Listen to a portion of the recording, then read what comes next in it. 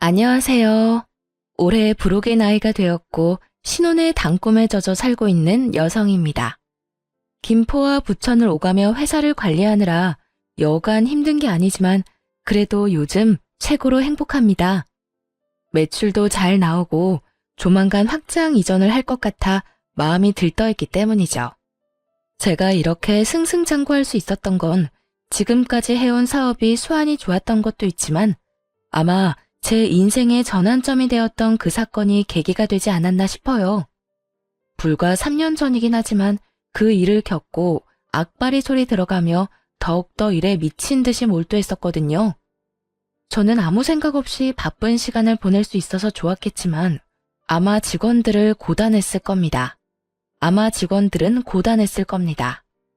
오늘 여러분께 들려드릴 이야기는 제 인생의 전환점을 만들어준 전남편과 시어머니에 대한 이야기입니다. 전남편을 짧고 굵게 이야기하자면 빛 좋은 개살구 같은 사람이었어요. 콩깍지가 씌어서 아무것도 몰랐지만 살면서 점점 뱀 허물 벗듯이 새까만 속을 드러내더군요. 시어머니는 어떤 사람인지 굳이 말씀 안 드려도 아시겠죠? 그럼 인생의 전환점을 만들어준 그들의 이야기 시작하겠습니다. 지금은 이혼을 했지만 편의상 남편이라고 지칭하겠습니다. 저는 서울에 있는 4년제 대학교에서 무역학과 경영학을 전공했습니다. 부모님이 대기업에서 근무하셨다 보니 부족하지 않은 형편에 하고 싶은 거 다 하고 살았습니다. 민정아, 너는 누굴 닮아서 그렇게 유별난다냐? 대학도 그 정도면 네가 골라서 취직할 수 있는데 왜 사서 고생을 하려 해? 아빠, 그래도 인생 살면서 하고 싶은 일 한 번쯤은 해봐야죠. 아버지도 젊었을 때 사고 많이 치셨다면서 할머니가 그러시던데? 야, 임마. 그건 그거고. 너는 얌전히 회사 잘 다니다 시집만 잘 가도 인생 성공한 건데 엄마 아빠는 너 고생하는 거 보기 싫어서 그래. 그러니 잔말 말고 다니던 대학 열심히 다니다 좋은 남자 만나서 결혼해. 전 그렇게 시시하게 살려고 태어난 거 아니에요. 아빠도 제 성격 아시잖아요. 한다면 하는 거. 자꾸 그렇게 속박하려 하시면 저 삐뚤어질 거예요. 어휴, 내 팔자야. 너 그러다 홍기도 놓치고 큰일 난다. 사업은 아무나 하면 다 되는 줄 아냐? 그러다 보기 좋게 망하기라도 하면 어쩌려고 그러냐? 누굴 닮아서 이렇게 똥꼬집인지 원. 누굴 닮긴 우리 둘 골고루 닮았나 보지. 우리 젊었을 때 딱 그 모습이구먼. 이왕 하는 거 한번 믿어나 봅시다. 뒤에서 3등 하던 애가 내가 자극 줘서 이렇게 좋은 대학 떡하니 간 거 봐요. 앵간한 고집이 아니니 지켜보자고요. 망해도 얘가 망하는 거고 그렇게 망해봐야 인생 경험도 되고 좋은걸요. 부모님은 보통의 평범한 사람들처럼 적당히 좋은 대학 나와 적당한 나이에 결혼해 가정을 꾸리길 바라셨죠. 하지만 제가 워낙 외향적이면서 도전적인 성격이라 당연히 제 기준에 맞지 않는 바람이었습니다. 그렇게 대학 졸업 후 마음 맞는 동창들과 작은 사업을 하나 시작했어요. 제가 좀 특이하게 창업 동아리 활동을 했었는데 거기서 마음 맞는 선후배들과 물류 보관 및 유통 사업을 시작하게 된 거죠. 여자가 사업을 한다니 주변에서 우려의 말도 많았고 무엇보다 집안의 반대가 심했습니다. 그래도 자식 이기는 부모 없다고 사업 미천이라며 결혼 자금으로 모아두셨던 돈 5천만 원을 건네주셨어요. 제가 노력해서 성공한 모습을 보여드리면 되겠지 싶어 3년 동안 이리저리 발로 뛰며 일했고 그 결과 짧은 기간에 좋은 투자처도 얻고 여러 기업과 업무 협약도 맺으며 연매출 30억이 넘는 회사로 거듭나게 되었습니다.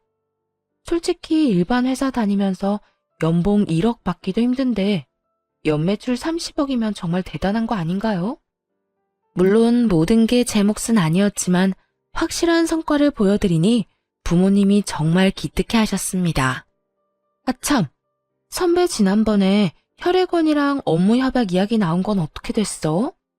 물류보관 창고 새로 짓고 냉동고랑 냉장 시스템 새로 들인 보람이 있어야 할 텐데. 다행히 긍정적인 반응이더라. 거리가 가깝기도 하고 복원해주는 기간에 비해 가격도 저렴하다면서 내부 회의하고 연락해주겠대. 아마 좋은 소식이 들려오지 않을까 싶다. 와, 다행이다. 선배가 중간에서 고생 많았어. 그 계약 성사하면 대박인 건데. 말 나온 김에 오늘 곱창에 소주 어때? 나야 좋지. 오늘 일 마무리하고 바로 가자. 오래간만에 기름칠 하겠구만. 스스로 무언가를 일궈냈다는 것에 큰 흥미와 성취감을 느껴 사업에만 몰두하며 지내니 10년이라는 세월이 훌쩍 가더군요. 제 나이 35살이 되던 해 거래처 사장님의 소개로 남편을 만났습니다. 당시 남편은 물류센터에서 일하는 직원이었는데 성실하고 긍정적인 모습에 호감을 갖게 되었죠. 몇 번 만나 커피도 마시고 밥도 먹고 대화를 해보니 제 드센 성격도 다 받아줄 만큼 다정다감했고 푸근한 느낌이 들었어요. 그렇게 1년 정도 연애하다가 나이도 들고 하니 자연스레 결혼 이야기가 나왔습니다. 양가 부모님들 모시고 상견례도 무난히 치르고 주변에 많은 축하를 받으며 결혼식을 올렸어요. 회사 일이 워낙 바쁘다 보니 일본으로 4박 5일 일정으로 다녀오고 금방 업무를 봐야 했지만요. 아무튼 결혼 후 남편은 제가 운영하는 회사 직원으로 근무하게 되었습니다. 우리 회사가 본사는 김포였고 지방 공장은 부천과 성남에 있었는데 남편에게 부천 지점을 관리하게 했거든요. 물류센터에서 일하던 경험도 있고 그동안 봐왔던 모습을 믿고 맡겼습니다. 그런데 결혼하고 얼마 되지 않은 시점부터 남편의 행동이 조금씩 거슬리기 시작했어요. 여보, 이번에 엘사에서 나온 벨트랑 구두에 관심이 좀 가던데 혹시 그거 사도 될까? 지난번에 생일 선물로 사준 건? 그건 마음에 안 들어? 아니, 마음에 안 드는 게 아니라 나도 사람들 만나다 보면 눈치도 좀 보이고 다른 사장들은 다 번쩍인 거 하고 다니시더라고. 뭔가 나만 유행에 좀 뒤처지는 것 같아서. 유행은 무슨, 그런 거 다 거칠애잖아. 굳이 신경 쓸 필요가 있을까? 지난번에 김 사장이 나랑 골프 치러 가자고 하셔서 다녀온 적 있지? 근데 나한테 골프채 자랑을 하시는데 프랑스 다녀오시면서 1,000만 원짜리 사오셨다고 자랑하시더라고. 장갑에 무슨 모자까지 의상도 풀세트로 맞추시고 나는 그냥 인터넷에서 구매한 게 다인데 차이가 나긴 하더라. 당신 회사긴 하지만 사업한다는 사람이 중요한 자리에 나가면 아무래도 눈치가 보이지. 그래서 가끔 창피하기도 하고. 뭐 그런 거로 그래. 내가 워낙 그런 거에 신경을 안 써서 그런지는 모르겠지만 내 눈엔 다 사치야. 아무튼 당신이 그렇다면 어쩔 수 없지. 내가 준 카드로 사고 싶은 거 사. 그래도 당신 씀씀이 좀 줄일 필요 있어. 그런 거 많이 사봤자 좋을 거 없어. 제가 사업체를 운영하고 있는 터라 전반적인 경제권을 제가 갖고 있었습니다. 남편에게 공장 하나를 맡긴 뒤부터 뭔가 사치를 부리기 시작한 것 같았죠. 물론 거래처 직원들을 만나고 다니면서 외적인 부분에 대한 고민을 몰랐던 건 아닙니다. 저는 일만 제대로 하면 된다 주의여서 그런 건 나중 문제였거든요. 하지만 남편은 주변 사람들과 비교하며 자신의 처지가 좋지 않다고 신세한탄하기 일쑤였습니다. 뭐 어쩌겠어요. 그래도 남편 기죽어 다니지 말라고 남편이 하고 싶은 대로 하게 놔뒀죠. 그런데 남편이 언젠가부터 마치 자신이 회사를 운영하는 것처럼 주변에 소문을 떠벌리고 다니기 시작한 겁니다. 그뿐만이 아니었어요. 시어머니와 시누이도 이제는 저에게 대놓고 돈을 요구하더군요.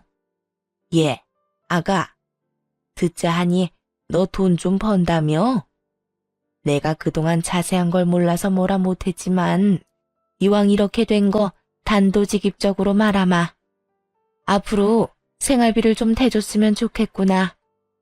혼자 몸으로 아들 대학 보내고 하다 보니 돈이 없다. 내가 나이가 들어서인지 더 이상 일도 못하겠고. 아, 네, 어머니. 당연하죠. 혹시 얼마 정도 원하세요? 제가 최대한 맞춰드릴게요. 내 주변 양반들한테 물어보면 다들 200 정도씩은 받는다고 하더라. 그래야 하고 싶은 것도 하고 눈치 안 보고 여행도 다니고 그런다면서. 용돈 포함해서 그 정도면 적당할 것 같다. 네, 그럼 다음 달부터 계좌로 입금해 드릴게요. 지난번에 아가씨 취업 준비하던 건 어떻게 됐어요? 안 그래도 그 말도 하려고 했다. 네 시누이가 그동안 명품의 미음자도 못 해봤잖니. 다행히 회사에서 좋게 봐줬는지 다음 주부터 출근한다고 하더구나.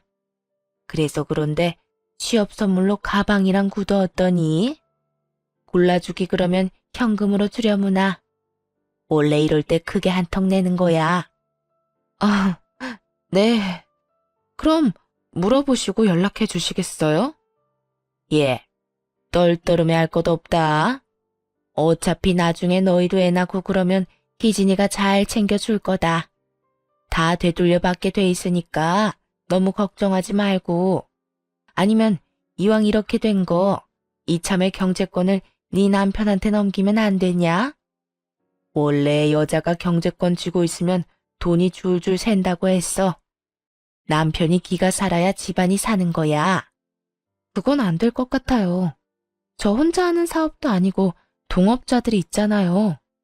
그리고 남편은 물류관리 쪽으로만 일을 해봤지 우리 회사 전반적인 시스템은 잘 이해를 못해서요. 그건 제가 알아서 할게요. 대신에 어머님 용돈 섭섭지 않게 챙겨드리잖아요. 시어머니는 사사건건 경제권을 남편에게 넘기라며 저에게 눈치를 주셨습니다.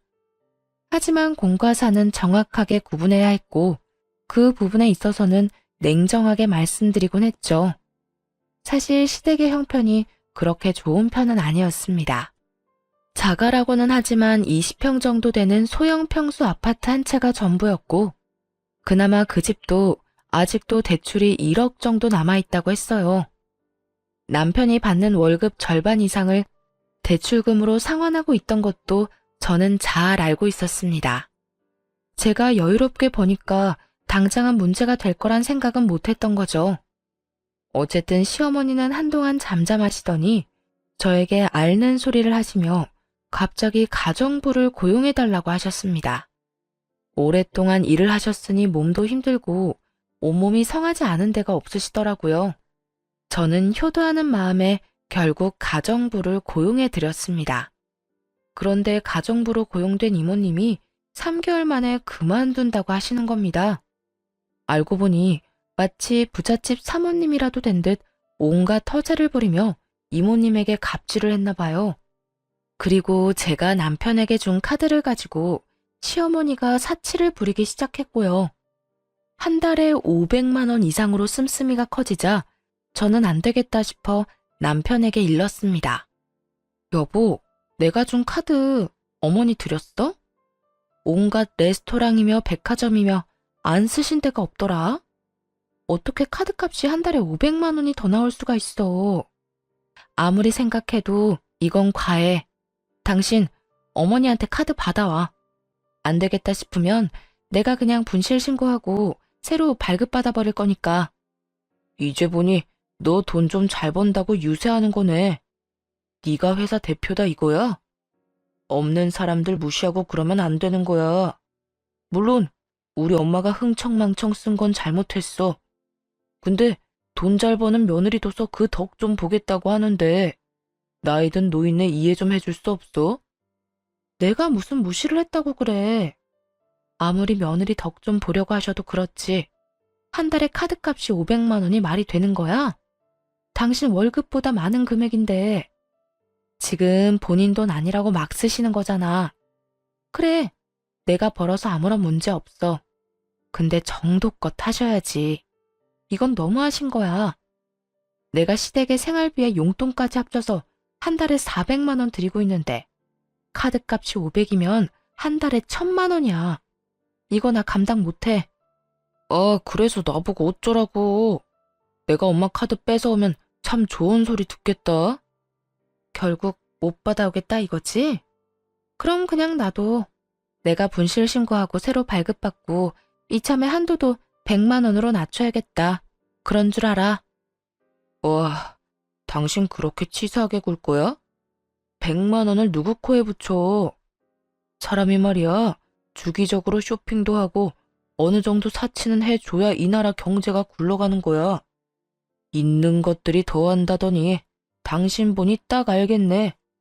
그렇게 저는 남편과 크게 한바탕하고는 며칠 동안 서로 말도 안 하고 지냈습니다. 분하기도 했지만 제가 일궈낸 일에 흠집이 나는 기분이 들어 정말 짜증이 나더라고요. 저는 오직 일에 집중하면서 스트레스 풀면서 지냈습니다.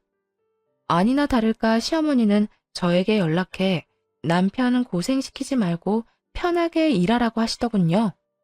결혼 전에는 딸 같은 며느리, 고부 갈등은 없다며 세상 쿨한 척 다 하더니 자식 앞에서는 역시 시자인가 봅니다. 예, 너는 회사 대표라는 애가 일머리가 그렇게 없니? 사람 좀 더 고용하고 일 분배하면 더 잘 굴러갈 거 아니야? 그렇게 일에 파묻혀 사니까 아직 아이 소식이 없는 거야. 너희들 내일 모레면 40이다. 지금 낳아도 노산인데 도대체 언제 가지려고 그러는 거니? 너 혹시 몸에 무슨 문제 있니? 어머니, 저희 당분간 아이 가질 생각 없어요. 그리고 지금 둘이 사는 것만으로도 아주 행복해요. 이제 말씀드리는 거지만 남편이랑 저 딩크족으로 살기로 했어요. 딩크족? 그게 뭐냐? 쉬운 말로 해라. 말 그대로 아이 안 갖고 저희끼리 사는 거예요. 나중에라도 생각이 바뀌면 말씀드릴게요. 하지만 지금은 이대로가 좋네요. 남편도 동의한 내용이니 더 이상 아이 문제는 논하지 않았으면 합니다. 시어머니는 기가 막히셨는지 잔뜩 삐치셔서는 제 연락도 안 받고 저한테 연락도 안 하더라고요. 그렇게 한 달 정도의 시간이 흘렀을까요? 남동생이 갑작스레 교통사고를 당해 큰 수술을 받게 된 것입니다. 재활치료를 받아야 할 정도로 상태가 좋지 않았죠. 남동생은 결혼을 해서 아이들이 있는데 회사 출근도 못하고 병원에 꼼짝없이 1년 이상을 갇혀 지내야 하는 상황에 암담했습니다. 그리고 아무리 금전적인 여유가 있어도 1년 동안 병원비와 생활비는 어마어마하더군요. 결국 남동생의 병원비와 생활비를 주기 위해 현금을 써야 해서 제 명의로 들어둔 적금을 해약해야 했습니다. 은행에 들러 이리저리 알아보니 정말 기가 막히더라고요. 3억 정도 들어있어야 할 통장에 잔고가 0원인 겁니다. 저는 바로 남편에게 전화해서 따졌습니다. 여보, 나 은행이거든?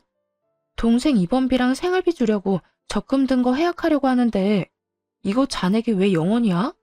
당신 내 돈 빼간 거야?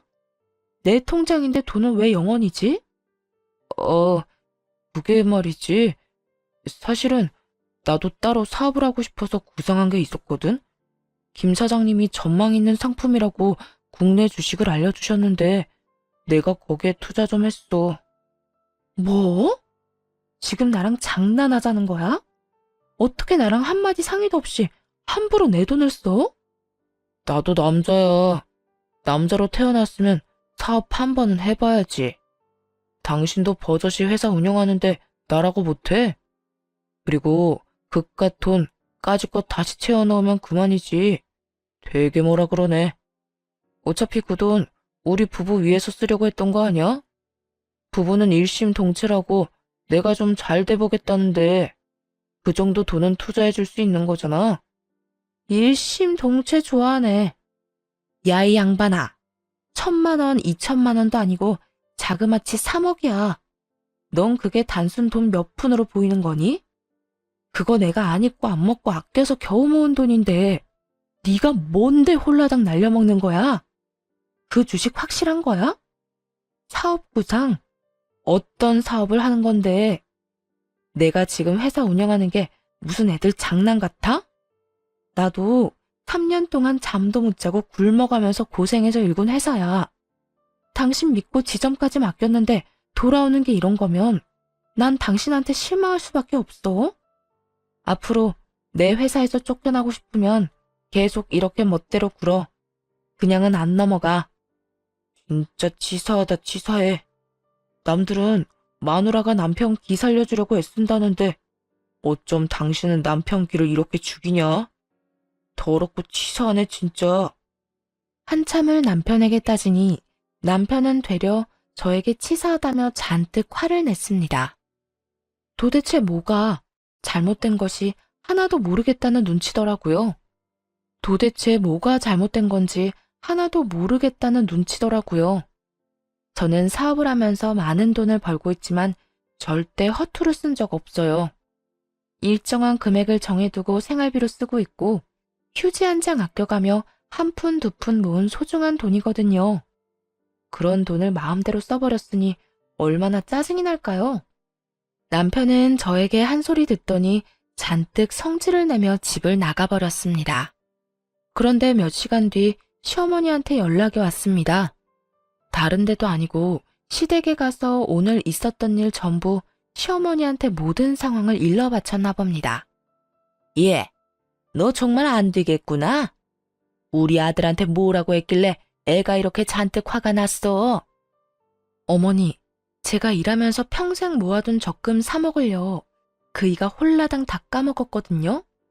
아무 말도 없이 써버렸다니까요. 그래도 그렇지. 너는 남편한테 할 말 못할 말 구분도 못하냐? 이럴 거면 결혼은 왜 했어? 사람이 실수도 하고 그러는 거지. 그리고 너도 사업해서 잘 알잖냐. 돈이야 다시 채워 넣으면 그만이잖아. 이번에 제 남동생 크게 다쳐서 병원비 많이 들었다고요. 사업도 맨날 안정적인 게 아니잖아요. 아무것도 모르시면서 제발 그이만 두둔하지 마시라고요. 어이가 없구나. 너 지금 나한테 따지는 거니? 그리고 지금 돈 번다고 유세 떠는 거야 뭐야? 어머니, 좀 착각하시는 건데요. 사업하는 사람이라고 하셨죠? 사업하는 사람은 10원, 아니 1원 단위 하나까지 다 정확하게 계산해야 하는데 어디 한번 따져볼까요? 네? 참, 내가 살다 며느리한테 이딴 취급을 받을 줄은 꿈에도 몰랐다. 너 그렇게 돈 좀 갖고 있으면 뭐라도 되는 줄 아나 본데. 싹수 없게 대할 거면 우리 아들이랑 이혼해라. 나도 네 얼굴 보기 싫다. 어머니, 말씀 가려서 하세요. 저도 참는데 한계가 있다고요. 제가 조목조목 따지자 두둔하던 시어머니는 아무 말도 못하시더니 제 남동생을 걸고 넘어지더군요. 입에 담지도 못할 악담을 퍼부어대시며 온갖 욕을 하셨습니다. 그 뒤로 저는 안 되겠다 싶어 시댁과 거리를 두고 살기로 했어요. 남편은 3일 동안 시댁에서 먹고 자고 하더니 쭈뼛쭈뼛 신혼집으로 돌아왔습니다. 그런 남편에게 한 번만 더 금전적인 문제를 일으키면 바로 이혼이라고 못 박아두었어요. 남동생은 수술을 끝내고 열심히 재활 치료를 받았습니다. 걷지 못할 수도 있는 상황이었지만 결국 극복해냈고 조금씩 회복하게 되었죠. 다리에 보조기를 차고 있어야 했지만 다시 회사에 근무할 수 있을 정도로 건강을 되찾았습니다. 어느 정도 시간이 지나고 회사의 재정 상태를 점검하게 됐습니다. 1년에 한 번 정도 분야를 나눠서 전체적인 점검을 실시하는데 최근에 돈 문제도 있고 재정 분야에 좀 더 집중했어요. 표면적으로는 아무런 문제가 없지만 자꾸 금액도 안 맞고 매출 대비 배송된 물건도 적거나 없더라고요. 특히 남편이 관리하던 지점에 뭔가 석연찮은 부분을 발견했습니다. 며칠 밤을 새우며 서류를 일일이 대조해보고 몇 번이고 직접 눈으로 확인했는데 믿지 못할 결과가 나오더군요. 알고 보니 남편이 알게 모르게 회사 돈을 횡령하고 있었고 거기에 시어머니도 가담한 사실을 알게 되었습니다. 가뜩이나 사치가 심했던 두 사람은 회사 돈으로 명품이나 고급 레스토랑에 다니며 온갖 사치를 부리고 있었어요. 남편이 교묘하게 영수증 처리를 하는 바람에 티가 나지 않았던 겁니다. 심지어 남편은 온라인 도박에 빠져 이미 몇 천만 원을 탕진한 뒤였죠. 어이가 없는 상황에 그대로 시댁으로 갔습니다. 남편과 시어머니는 한가롭게 TV를 보며 안주까지 차려 술 한잔하고 있더라고요. 저는 그 두 사람 얼굴에 장부와 횡령 증거를 내던지며 소리쳤습니다. 어머니, 저 다 알고 왔어요. 이거 보시고 딴 말씀 못 하시겠죠? 정확히 어머니는 3천만 원, 저 사람은 1억 2천만 원, 정확히 1억 5천만 원이네요. 당장 제 돈 돌려주세요. 다짜고짜 쳐들어와서 이게 뭐 하는 짓이야? 그리고 내가 엄마한테 용돈 좀 드린 것 가지고 너무한 거 아니야? 영수증 처리 다 했는데 뭐가 문제야? 넌 회사 돈으로 어머니 용돈 챙겨드리니? 네가 가진 돈으로 드려야 하는 게 맞지. 야, 어디 겁도 없이 내 돈도 모자라 회사 돈에도 손을 대? 너 내가 한 번만 더 돈 문제 일으키면 가만 안 둔다고 했지? 세아가, 너도 참 너무하는구나. 어차피 나 죽으면 지금 내가 가진 거 다 물려주고 죽을 텐데 너 정말 야박한 거 아니냐? 어쩜 애가 그렇게 인색해? 우리 가족 아니니? 가족도 가족 나름이죠. 이게 무슨 가족이에요? 그리고 어머니가 가진 게 뭐가 있으시다고. 제가 매달 용돈 생활비 다 드리고 심지어 제 카드 지난번에 재발급 받은 것도 다시 뺏어가서 한도 꽉 채워서 쓰시잖아요. 도대체 뭐가 야박하다고 그러시는 거예요? 뭐가 너무한 거냐고요? 엄마한테 큰 소리 치지 마. 당신 정말 질린다. 질리는 건 나지. 당장 이번 주 내로 돈 안 돌려주면 변호사 대동해서 법적으로 대응할 거니까 그렇게 하라. 돈 앞에선 가족이고 뭐고 없어. 더군다나 이해 못할 정도로 뒷돈까지 챙긴 마당에 난 이상 봐주지 않을 거야. 각오하는 게 좋을 거야. 변호사를 선임하던 뭘 하던 알아서 해. 난 분명히 말했다. 이번 주까지 그대로 돌려놔. 저는 그대로 시댁을 나와버렸습니다. 뒤에서 어찌나 빽빽거리며 소리를 질러대는지 귀가 다 아프더군요. 시댁을 나온 뒤 미리 연락해둔 변호사 사무실에 찾아갔습니다. 남편과 시어머니 행위는 공금 횡령에 해당하기 때문에 관련 증거가 명확해야 했어요. 저는 은행에서 돈의 출처였던 회사명의 계좌와 사용 내역, 세무사를 통해 사용한 공식적으로 사용된 회사 자금 내역, 그 둘을 비교해 어긋난 부분, 남편과 시어머니의 계좌 내역을 모두 증거로 제출했습니다. 남편이 영수증 처리를 했다는 내역과 일치하지 않는 부분 또한 증거로 제출했어요. 하나에 집중하면 질릴 때까지 해버리는 저의 습관 덕분에 며칠 밤새운 보람이 있었네요. 그러고는 곧바로 이혼 소송도 함께 준비했습니다. 나 지금 이혼 소송 상담받고 오는 길이야. 당신도 잘 알겠지만 이건 그냥 넘어갈 일이 아니야. 형사 고소라도 해서 절반이던 10분의 1이던 다 받아낼 거야. 이번 주까지 돈 안 갚으면 시모와 당신 재산 가압류 걸어버릴 거고.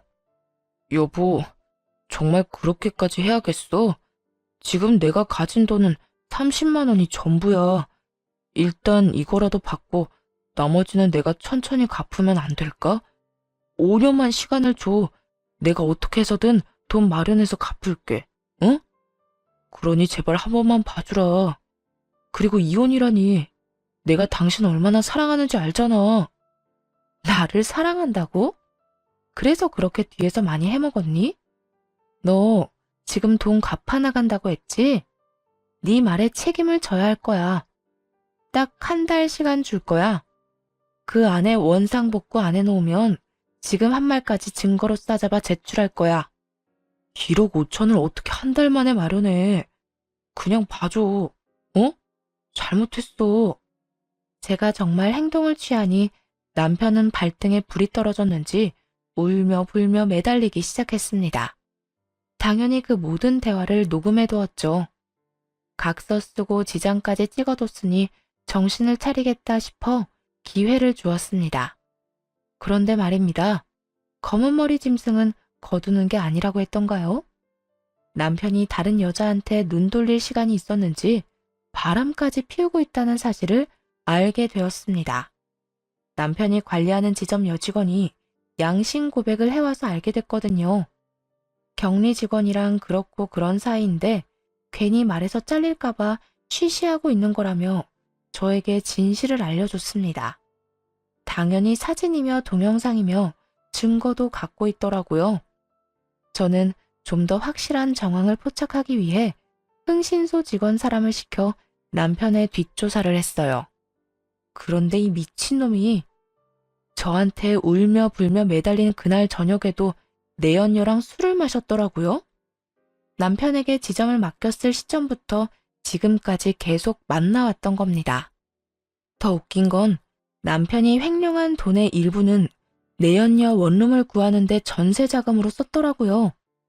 네, 맞습니다. 그 내연녀와 둘만의 아지트로 사용하고 있는 곳이었죠. 저장님, 그리고 이것도 좀 아셔야 할 것 같아서요. 카페에서 웬 중년 여성분이랑 두 사람이 같이 자주 만났거든요. 근데 이게 아무래도 저는 좀 찜찜해서요. 잘은 모르는데 한번 보시라고 동영상 보내드립니다. 흥신소 직원이 따로 연락해서 건네준 동영상에는 시어머니와 남편, 내연녀의 모습이 담겨 있었어요. 그 동영상을 보고 있자니 정말 다정다감하기 그지없는 모습이더라고요. 동영상에서 들려오는 시어머니의 목소리가 저를 더 자극했습니다. 아이고, 지금 며느리는 도대체 융통성이라는 게 없다. 돈만 잘 벌면 뭐하니? 이렇게 참하고 예쁜 아가씨가 차라리 내 며느리였으면 좋겠다. 너 이참에 정리해버리고 새 출발하렴.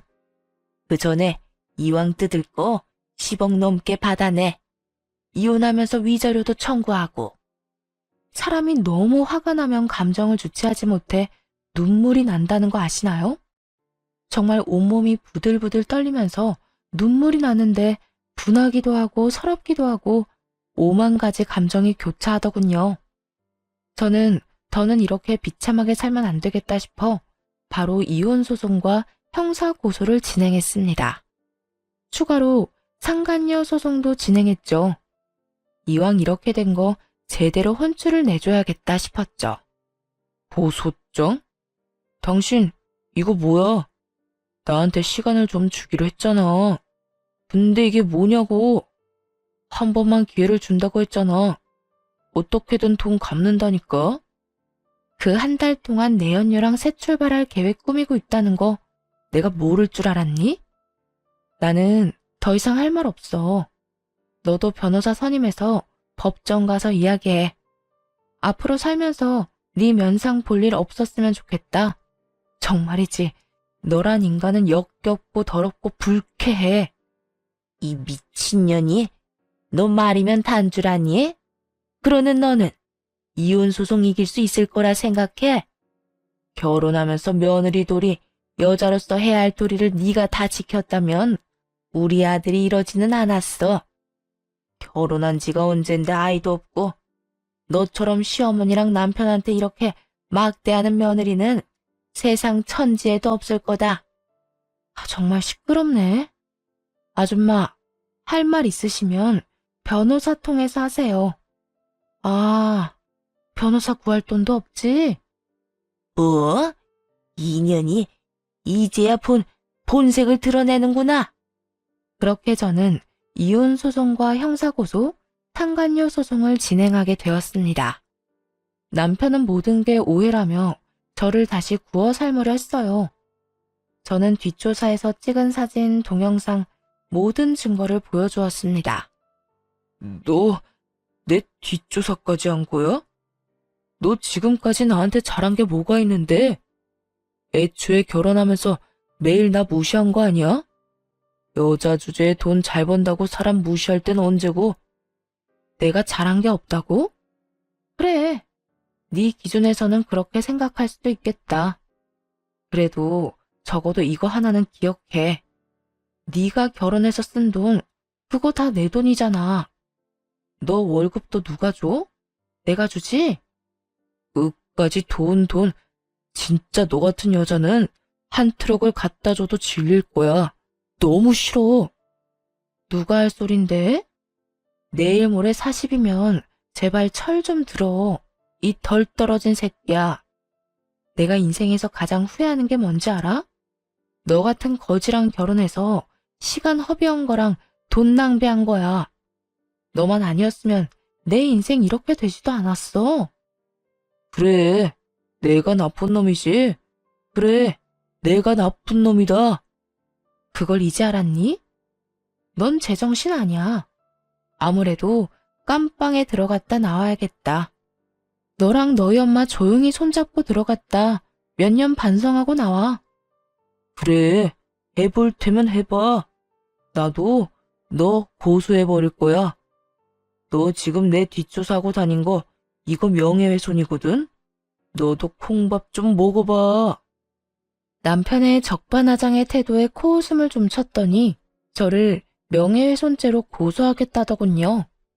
당연히 남편이 고소한 건 터무니없는 말뿐이어서 아무 일도 일어나지 않았고 저는 모든 소송에서 승소했고 위자료로 3천만 원을 받았습니다.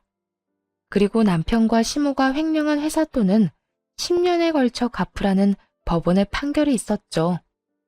매달 125만 원씩 10년 동안 갚아야 하는데 단 한 번이라도 늦거나 입금이 늦어지면 바로 법적 조치해 버릴 겁니다.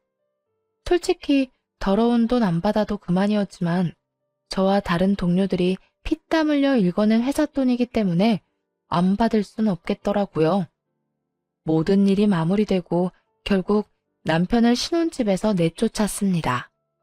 남편이 회사를 운영하는 줄 알았던 내연녀는 아무것도 없는 거지 남편을 만났고요. 저는 이삿짐 센터를 불러 남편의 흔적이 조금이라도 있던 더러운 물건은 모조리 포장해서 시댁으로 보내버렸습니다. 그 뒤로 남편은 돈 갚을 능력이 되지 않아 결국 공금 횡령 혐의로 징역 2년을 선고받고 구치소에 수감되었습니다. 제 돈으로 온갖 사치를 부리던 시모는 하나 남은 자금줄이 끊기니 그대로 주저앉으시더군요. 나이가 있다는 이유로 집행유예가 선고되었고 한 푼이라도 마련해야 한다며 건물 청소 일을 시작했어요.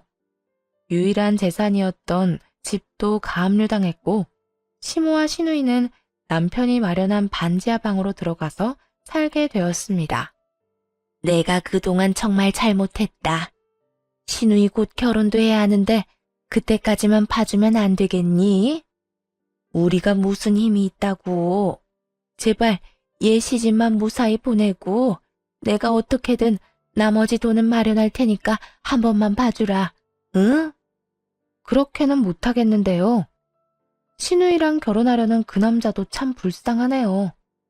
처가 될 집이 사기꾼 거지 집안인 것도 모르고 저는 법원 판결 나온 대로 할 겁니다. 받을 생각도 없어요. 너 너무한 거 아니니? 조금의 정이라도 남아있다면 배려 좀 해주라. 그래도 내가 너 시어머니였는데 이런 식으로 나오면 나도 기분이 좀 그렇구나. 지금 기분 타령하실 때가 아닌 것 같은데요? 제발 말이 되는 소리를 좀 하세요. 이제 와서 제가 왜 아줌마 사정을 봐줘야 하는데요? 어차피 이제 남남이고 이 정도면 제가 인내심 끝판왕인 건데 한 번만 더 저 자극하시면 저도 가만히 안 있어요. 저한테 너무한다고 생각하지 마시고 그동안 그쪽 아들이랑 아줌마가 한 행동도 좀 살펴보시고요. 이참에 벽에 머리 박고 반성까지 하면 더 좋겠네요. 저는 며칠이고 찾아와 매달리는 시모를 모질게 대했습니다. 자꾸 며느리돌이 정 어쩌고 하시는데 제가 조금이라도 그런 게 남아있으면 이렇게 했겠어요? 시모가 다녀간 자리에 저는 소금까지 뿌려버렸습니다. 나름 국산 천일염이라 마지막까지 좋게 대우해줬다 생각해요. 그렇게 2년의 세월이 훌쩍 지났고 그놈은 결국 형량을 다 채우고 출소했더군요. 이사해버리는 바람에 만나질 못하니 회사에 찾아오더라고요. 여길 어디라고 와? 벌써 형량 다 채우고 나온 거야? 시간 참 빠르다. 그나저나 반성은 많이 했나 모르겠네. 당신 없는 2년 동안 나 반성 많이 했어. 내가 얼마나 모자란 놈이었는지 잘 알겠더라. 그래서 말인데, 나 새 삶으로 태어났으니까 우리 다시 시작해보는 건 어때? 내가 정말 잘해줄게. 내가 미쳤니? 너 대가리에 총 맞았어? 교도소 다녀오더니 뇌가 어떻게 됐나 본데. 내가 너랑 재결합할 일은 죽어도 없을 거야. 그런 시답지 않은 말 할 거면 당장 꺼져. 앞으로 보지 말자고 내가 분명히 이야기했을 텐데. 지금 경찰 불러서 스토킹으로 한 번 더 콩밥 먹여줘? 그러지 말고 내 이야기 좀 들어봐. 내가 널 얼마나 보고 싶어 한 줄 알아? 내가 너한테 접견 신청을 얼마나 많이 했는데 그걸 다 거절해? 내게 변명할 기회는 줘야지. 지금 뭐라고 했니? 변명? 타당치도 않아. 내가 이미 기회는 여러 번 준 걸로 아는데 내가 마지막이다 생각했을 그날도 너는 그년이랑 놀아나면서 시시덕거렸어. 잊었니? 같이 웃고 떠들 땐 좋았지? 그런데 어쩌냐? 너 아무것도 없는 개털이잖아. 내가 누구 때문에 이렇게 된 건데 이게 다 너를 사랑해서야. 네가 어떻게 나한테 이래? 어디서 개가 짖니? 정신이라도 차렸으면 불쌍해서 밥값이라도 쥐어보내려 했는데 에라 아깝다. 넌 그냥 조용히 꺼져. 밥값도 아깝게 하는 재주가 있네. 다시는 보지 말자. 그놈은 자기가 많이 반성했다며 다시 잘해보자고 헛소리를 짓거리는데 경찰 불러 내쫓아 버렸습니다. 그러고는 바로 접근 금지, 통신 제한, 주소록 열람 제한을 걸어버렸어요. 정말 끈질겨도 이렇게 끈질길 수가 없었습니다. 정말 기생충이 따로 없었죠. 그렇게 한동안 잠잠하더니 아예 연락이 끊겨버렸습니다. 지금까지 아무런 소식을 들을 수 없었죠. 그저 통장에 매달 찍히는 125만 원이라는 금액을 보고 어딘가에서 잘 살아있구나 싶어요. 저는 어느 정도 마음을 추스른 뒤 회사 일에 몰두하며 지내고 있습니다. 그러다 제 밑바닥까지 모두 지켜본 회사 동료와 좋은 감정으로 지내다 얼마 전에 혼인신고를 했어요. 창업을 같이 했던 친구고 항상 제가 힘들 때 옆에서 많은 위로를 건네줬던 사람입니다. 부록의 나이가 되어보니 그동안 제가 얼마나 치열하게 살아왔는지 알겠더라고요. 그런 저를 잘 달래주고 앞으로도 함께 많은 시간을 헤쳐나갈 좋은 사람을 만나 얼마나 다행인지 모릅니다. 참 피곤하고 고단하고 다사다난했던 제 결혼 사연은 여기까지예요. 고생을 많이 해서 그런지 앞으로는 행복하고 즐거운 일만 가득했으면 좋겠습니다.